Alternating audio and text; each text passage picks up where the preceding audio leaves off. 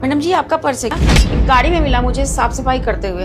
इसमें पूरे 15,000 रुपए हैं। ये पर्स तो मेरा नहीं है उज्जवल, तुम्हारा है क्या? तुम्हारे भाई का पर्स है, वो भूल गया था। ओह अच्छा, कितने रुपए हैं इसमें?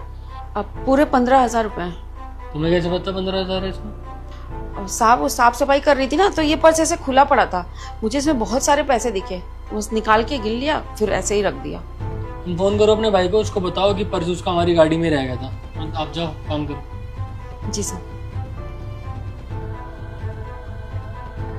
हेलो, अब सूरज तो अपना पर्स हमारी गाड़ी में भूल गया था, आके ले जा। दीदी उसमें कुछ इम्पोर्टेंट डॉक्यूमेंट्स और 20,000 रुपए हैं। 20,000 रुपए? हाँ दीदी मैं अभी आ रहा हूँ लेने। ठीक है, आजा। ठीक है। क्या 20,000 क्या? सूरज बोल रहा है कि इसमें 20,000 रुपए हैं और आंटी ने बोला कि इसमें 15,000 रुपए हैं। तो मतलब आंटी ने 5,000 का घपला कर लिया? मेरे को भी यही लगता है, क्योंकि सूरज तो झूठ बोलेगा नहीं और उसकी मेमोरी भी इतनी अच्छी है, उसे अच्छे से याद है इसमें 20,000 है। लेकिन यार ये आंटी ऐसा करेगी क्यों? मतलब अगर करना होता तो सारे पैसों का घपला करती ना, मतलब ये वॉलेट हमें आकर देती ही नहीं। मुझे नहीं समझ आ रहा कि उन्होंने ऐसा क्यों करा है। यार उज्जवल, तुम ना बहुत भोले हो, तुम जानते नहीं हो इन जैसे गरीब लोगों को। इनका ना ये तरीका होता है। अब देखो, इन्होंने वॉलेट वापस भी कर दिया, इसमें 15,000 वापस भी कर दिए। अब ये अच्छी भी बन गई, लेकिन इसमें से इन्होंने 5,000 निकाल दिए। इनको लगा कि 5,000 निकालने पे क्या ही पता चलेगा किसी को, क्योंकि वॉलेट तो इन्होंने वापस कर दिया है ना। तुम नहीं जानते, बुलाती हूँ अभी। Aunty, aunty! जी मैडम जी। इसमें 15,000 है और मेरे भाई से मैंने पूछा तो उसने बोला 20,000 है। 5,000 चुपचाप वापस करो। मैडम जी भला मैं क्यों चोरी करूंगी? मैं आपके यहाँ इतने सालों से काम कर रही हूँ, कभी मैंने किसी चीज का नुकसान किया है? सामान का या पैसों का? मैं भला क्यों निकालूंगी? देखो आपकी चोरी पकड़ी जा चुकी है, झूठ बोलने का कोई फायदा नहीं है। अगर निकाले तो एक्सेप्ट करो। अब इसके भाई को हमने फ़ोन करा था, वो कह रहा है इसमें 20,000 रुपये हैं और तुम बता रही हो कि 15 है, मतलब 5,000 का घपला है ना। अगर चुराया है तो बता दो कि नीट थी, निकाल लिए, आगे से नहीं करूंगी। तो हमें भी तो पता होना चाहिए हम घर में किसको पाल रहे हैं।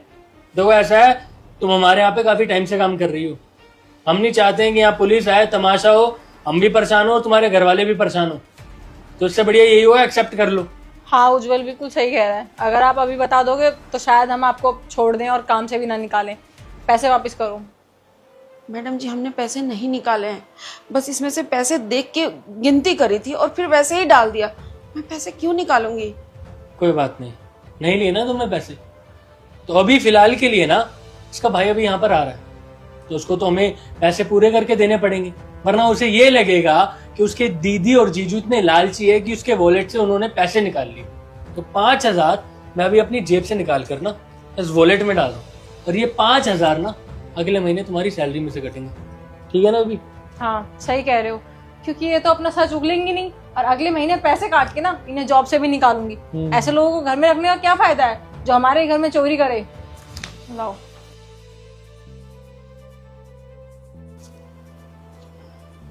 हाय दीदी, हाय जीजू। ये ले तेरा वॉलेट, कहीं भी भूल जाता है। इसमें पूरे तेरे 20,000 रुपए हैं। 20,000? पर मेरे वॉलेट में तो 15,000 थी दीदी। 15,000? पर तूने कॉल पे तो 20,000 बोले थे। अरे दीदी मैं भूल गया था, एक्चुअली रात को क्लब गया था ना, 5,000 वहाँ पेमेंट कर दी थी, तो 15 ही थे, पर 5 एक्स्ट्रा कहाँ से आ गए इसमें? अरे यार तूने फोन पे बोला अपनी दीदी को कि 20,000 थे, और जब आंटी ने ये वॉलेट ला कर दिया तो उसमें 15,000 आंटी ने बताया, तो हमें लगा कि 5,000 आंटी ने चोरी कर लिए और हमने उस वजह से आंटी को पता नहीं कितना गलत बोल दिया। अरे यार सोच समझ कर तो बोला कर यार, कम से कम। तेरे जीजू बिल्कुल सही बोल रहे हैं। वॉलेट में 5,000 रुपए हमने डाले ताकि तुझे ऐसा ना लगे कि तेरे पैसे गायब हो गए हैं, और तूने 20,000 बोले थे तो हमें लगा आंटी ने पैसे निकाले। हमने कितना कुछ सुना दिया आंटी को। सॉरी दीदी, सॉरी जीजू, आई एम सॉरी आंटी, ये सब कुछ ना मेरी वजह से हुआ है, आई एम रियली सॉरी। कभी नहीं सुधरेगा तू भुलक्कड़। आंटी जी सॉरी, वो इसने अचानक से 20,000 बोले और आपने 15,000, फिर मैंने कहा 5,000 कहाँ ही गए होंगे, ये झूठ तो बोलेगा नहीं, इसलिए आपको इतना सुना दिया, माफ कर देना। कोई बात नहीं मैडम जी, आपने जो किया अच्छा ही किया है। हम गरीब है ना, हम गरीबों पे उंगली जल्दी उठाई जाती है। अभी आपने गिनती करी, आपके भाई ने बोल दिया कि उसमें 20,000 थे। आपने मुझे जॉब से निकालने की धमकी दे दी, पुलिस में शिकायत करने की धमकी दे दी। अभी आपके भाई ने आके बोला नहीं इसमें तो 15,000 रुपए थे। अब आप माफी मांगने लगी हैं। ये बढ़िया है मैडम जी आप लोगों का।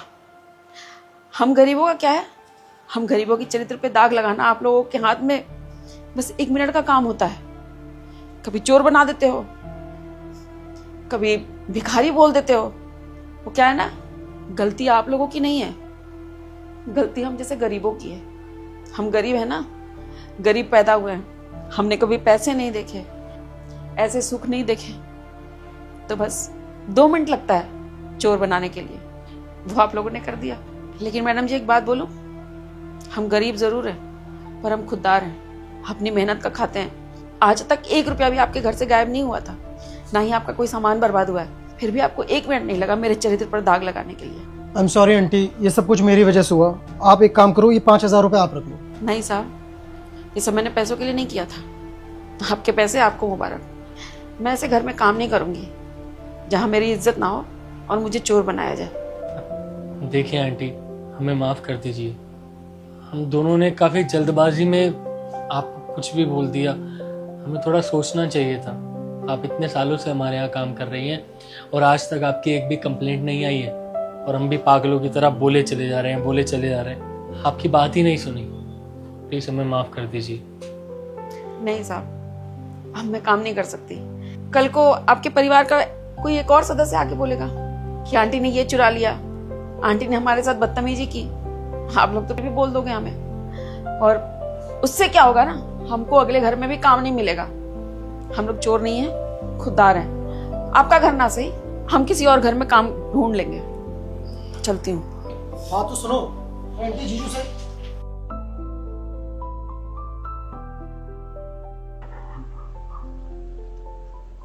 बेटा वो इंटरव्यू यहीं हो रहे हैं। अरे ओ बुढ़िया, दिखा रही हो कि इंटरव्यू हो रहे वहाँ पे रोड किनारे, वहाँ जा, चल, यहाँ पर नहीं। ओ हेलो, झूठ क्यों बोल रहे हो? इंटरव्यू यहीं हो रहा है माँ जी, आ जाइए आप अंदर, और तुम तीनों भी आ जाओ।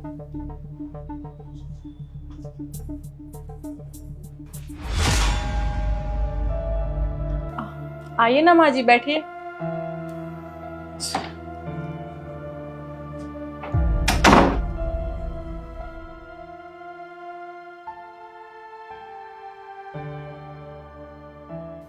आप यहाँ पे इंटरव्यू के लिए आई हैं? हाँ जी। लेकिन माँ जी, हमारे यहाँ जितनी भी वैकेंसी खाली है वो सारी यंगस्टर के लिए है। आपकी उम्र तो बहुत है, आपके लिए तो हमारे पास कोई भी वैकेंसी खाली नहीं है। नहीं, मुझे काम की बहुत ज़रूरत है, मैं कोई भी काम कर लूँगी, मुझे सारे काम आते हैं, और आप बोलो तो मैं झाड़ू पोछा कुछ भी कर लूँगी, बस मुझे काम चाहिए।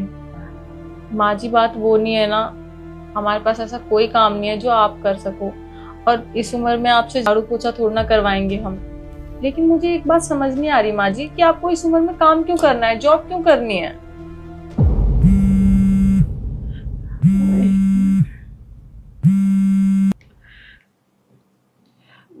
हेलो। हेलो, कहाँ पर है तू? लेकिन क्या हुआ है बहू? अरे जल्दी आ, वृद्धाश्रम में तेरे लिए बात कर लिया, तुझे वृद्धाश्रम छोड़ के आना है। बेटा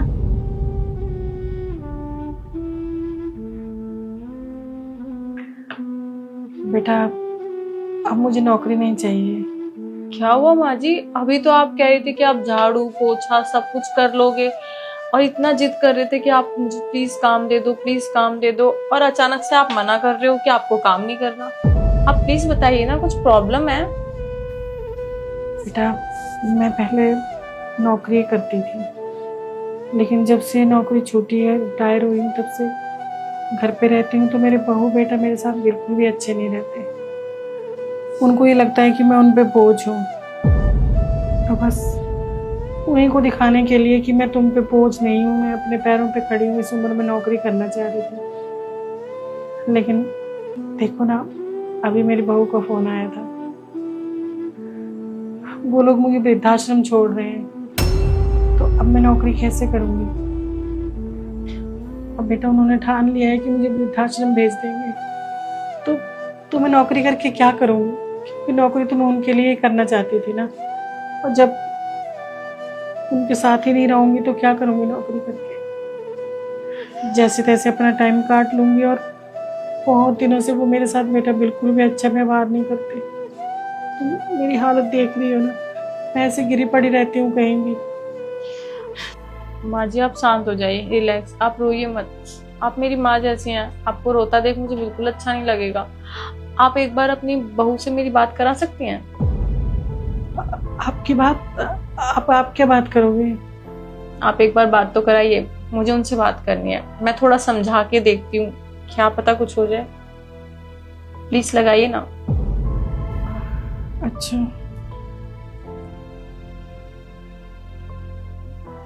लो।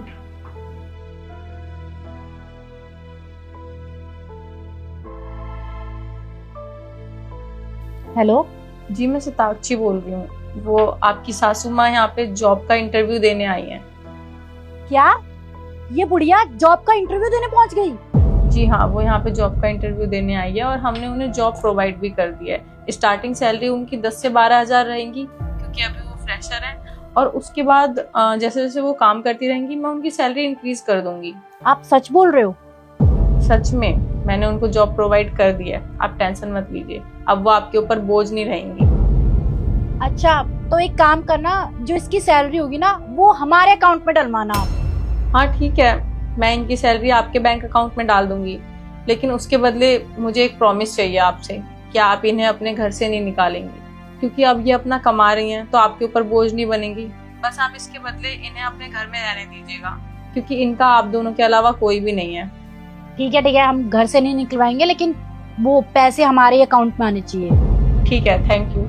मुझे एक बात और बोलनी थी आपसे। वैसे मुझे ये बात बोलने का कोई हक तो नहीं है, पर फिर भी मैं बोलना चाहती हूँ। आज तो आपने इन्हें अपने घर से निकाल दिया। अभी आप जॉब कर रहे हो, जवान हो, अच्छा कमा खा रहे हो, इसलिए आपको ये सारी बातें समझ नहीं आएंगी। लेकिन आप भी तो एक ना एक दिन बड़े होगे, इनकी उम्र पे आओगे, तब आपके बच्चे अगर आपको घर से निकाल दें, वृद्धाश्रम छोड़े आए, तो आप पे क्या बीतेगी। कभी सोचिए अपनी माँ के बारे में भी कि उन पे क्या गुजर रही होगी जब आप लोग उन्हें अपने घर से निकाल रहे हो। मैं तो बस आपको समझाना चाहती थी, प्लीज इन्हें घर से मत निकालिएगा। जी समझ गई। ओके, अब वो आपको घर से नहीं निकालेंगे, मैंने उनको समझा दिया है और वो थोड़ा समझ भी गई हैं। और जब आप जॉब करोगे, उनके अकाउंट में पैसे आते रहेंगे, तो आप उनके ऊपर बोझ भी नहीं रहोगे। बेटा तुम बहुत अच्छी है, भगवान तुम्हें हमेशा खुश रखे, बहुत तरक्की दे। बहुत परेशान थी मैं ना बहुत खुश हूँ। माँ जी, मैंने आपको जॉब पे एक एम्प्लॉय समझ के नहीं रखा है, मैंने आपको अपनी माँ समझ के रखा है। आप मेरी माँ समान हो। आपको जो काम आता हो आप वो काम कर लेना, चाहे तो आप कोई काम भी मत करना, सिर्फ आप टाइम पे आ जाना और अपनी प्रेजेंस दे देना। हमारे ऊपर अपनी आशीर्वाद बनाए रखना, हमारे लिए इतना ही काफी है। हमारा ध्यान रखना, ठीक है? मैं कुछ भी काम कर लिया करूंगी, फ्री नहीं रहूंगी। बस ज्यादा देर खड़े होने में थोड़ी मुझे दिक्कत होती है घुटनों की दर्द की वजह से। बाकी तो कोई परेशानी नहीं है, मैं कुछ भी काम कर लूंगी बेटा। माँ जी, आपको खड़े होके कोई काम करना भी नहीं है, आपको खड़े होने की बिल्कुल भी जरूरत नहीं है। आप बस टाइम पे आइए, यहाँ पे बैठिए आराम से, कोई दिक्कत नहीं है। हमारा ख्याल रखिए और आशीर्वाद बनाए रखिए, बस इतना ही काफी है।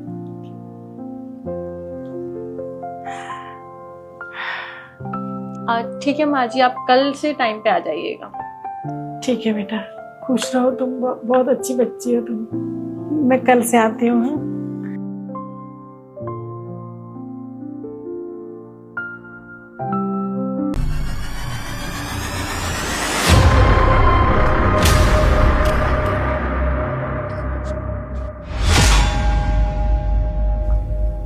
देख सुन, मैं अपने इस हैंडसम से बॉयफ्रेंड से मिलने जा रही हूँ, सुबह तक वापस आ जाऊंगी। जब तक मैं वापस नहीं आ जाती तुझे यहाँ पे ऐसे ही मेरी जगह लेटे रहना है, ठीक है? मेम साहब ये तो गलत है ना, अगर साहब उठ गए उन्हें पता चल गया तो? उन्हें कुछ भी पता नहीं चलेगा और नहीं उठने वाले।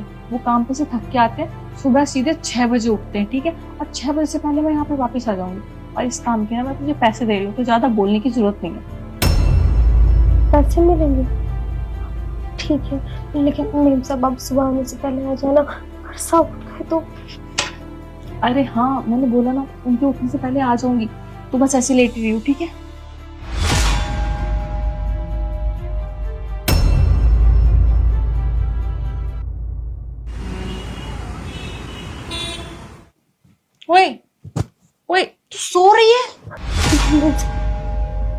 सॉरी, मेरी आंख लग गई थी, मुझे पता नहीं चला। सीरियसली आंख लग गई थी तुझे? मैं यहाँ पे तेरे साहब पे नजर रखने के लिए छोड़ के गई थी और तू सो गई। अब क्या ही बोलूं तेरे से, ले अपने पैसे और निकल।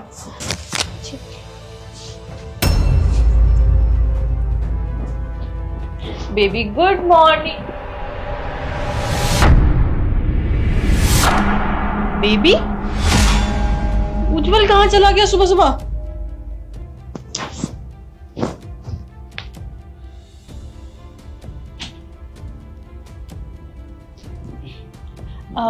हेलो बेबी, तुम कहाँ चले गए सुबह सुबह?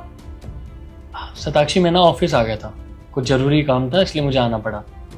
लेकिन तुमने मुझे बताया भी नहीं। तुम मुझे बता देते ना, मैं तुम्हारे लिए ब्रेकफास्ट रेडी कर देती।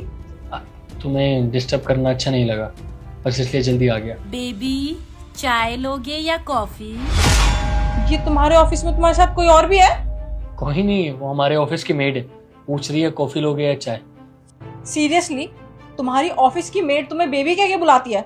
उसने ये बोला कि बेबी तुम कॉफी पियोगे या चाय? नहीं, तुम गलत रहने दो, सफाई देने की जरूरत नहीं है। तुम सारे मर्द ना एक जैसे होते हो। खैर, तुमने क्या समझा हुआ था? तुम मुझे चीट करते रहोगे और मैं तुम्हारे लिए लॉयल रहूंगी। मेरा भी ऑलरेडी बॉयफ्रेंड है, वो भी तुमसे हैंडसम। मुझे पता था, मैं बस तुम्हारे मुंह से ही सुनना चाहता था।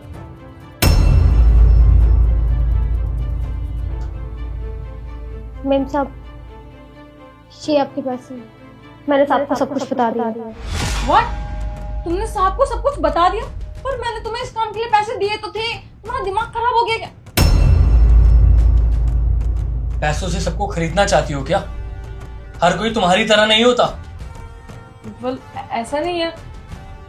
इसने तुम्हें बोला और तुम यकीन कर लिया? सीरियसली? शर्म आनी चाहिए तुम्हें, शादीशुदा होके और अफेयर चला रही हो। मैंने सब कुछ अपने कानों से सुना था जब तुम इसको कह के जा रही थी ना कि मैं अपने बॉयफ्रेंड से मिलने जा रही हूँ, और तेरे साहब को कुछ पता नहीं लगना चाहिए। वहीं बैठी रहो, दूर रहो मुझसे। अरे घिन आने लगी है तुमसे। कितना प्यार करता था तुमसे, ट्रस्ट करता था। अरे अपनी जिंदगी तुम्हारे ऊपर वार दी मैंने। मैं एफर्ट्स करता हूँ कि सिर्फ तुम खुश रहो, लेकिन तुम तो किसी और को ही खुश करने में लगी हो। यार उज्जवल, हम बैठ के बात कर सकते हैं ना, ऐसा कुछ भी नहीं है। तुम इसकी बात पे यकीन कर रहे हो? सीरियसली, एक मामूली सी नौकरानी की बात पे? नौकरानी है, लेकिन संस्कार तुमसे ज्यादा बेहतर है उसके। उज्जवल, मैं ना बहक गई थी। प्लीज, मैं आगे से ऐसा कभी नहीं करूंगी। मैं एक्सेप्ट करती हूँ कि मुझसे गलती हुई, लेकिन आगे से ऐसा कभी भी नहीं होगा, आई प्रॉमिस। बात करने के लिए कुछ बचा ही नहीं है, काफी देर हो चुकी है। तुम बहक नहीं गई थी, तुम मैच्योर इंसान हो, बच्ची नहीं हो। ये सब जो तुम कर रही थी ना, उसमें तुम्हें भी मजा आ रहा था। ये नहीं कि किसी ने तुमसे कह दिया और तुम डेटिंग करने लगी। मैं तुम जैसी गिरी हुई लड़की के साथ नहीं रह सकता। ना सामान बांधो मेरे घर से और मेरी लाइफ से, हमेशा हमेशा के लिए निकल जाओ। उज्जवल, ऐसा मत बोलो। मैं कहाँ जाऊंगी? मैं कहाँ रहूंगी? उसी के पास जाना जहां हमेशा मुझसे झूठ बोलकर जाती थी, अपने बॉयफ्रेंड के पास। उज्जवल,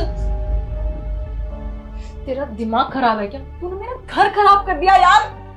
मेम साहब, मैंने आपका घर खराब नहीं करा है, बल्कि आपने खुद अपना घर खराब किया। मैंने तो साहब की जिंदगी खराब होने से बचा ली। पता नहीं क्या सच्चाई की मूरत जाग उठी तेरे अंदर।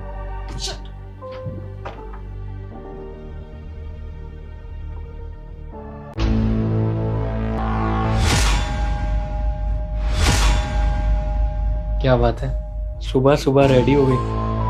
क्या इरादे हैं? श्रुति, तुम? सॉरी, मुझे लगा सताक्षी है। तुमने सताक्षी के कपड़े पहने हुए ना। सॉरी, सताक्षी कहाँ है? कोई बात नहीं जिया जी, आप मुझे सताक्षी जी समझ लो। वैसे सताक्षी है कहाँ? दीदी ना मार्केट गई, शाम तक ही वापसी आएंगी, तो शाम तक मैं आपका ख्याल रखूंगी। तुम क्यों ख्याल रखोगी?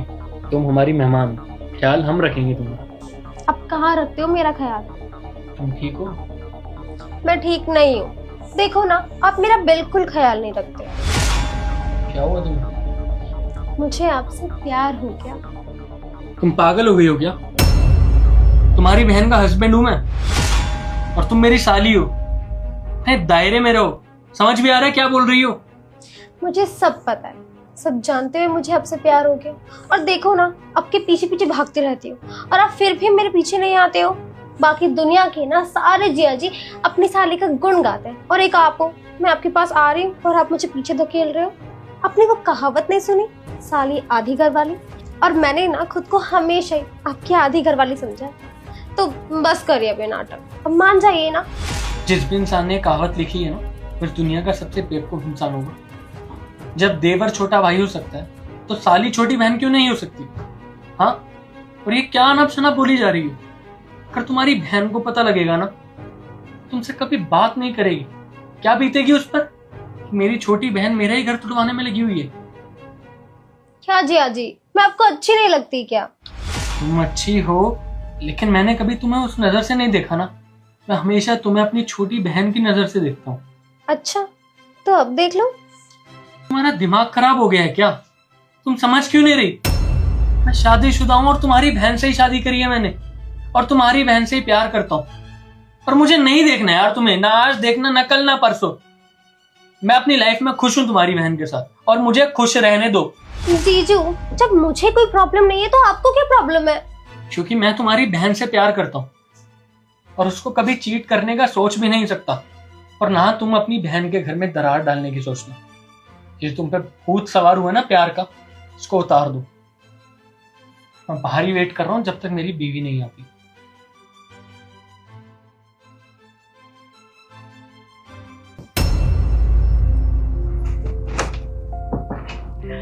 मैंने बोला था ना कि तेरे जीजू सिर्फ मुझसे प्यार करते हैं, वो किसी के बहकावे में नहीं आने वाले। मान गई दीदी, इतना भरोसा तो नहीं था मुझे उन पे, लेकिन उन्होंने टेस्ट पास कर लिया। मुझे भी देख के बहुत अच्छा लगा, मैं बहुत खुश हूँ। चले? हाँ चलो।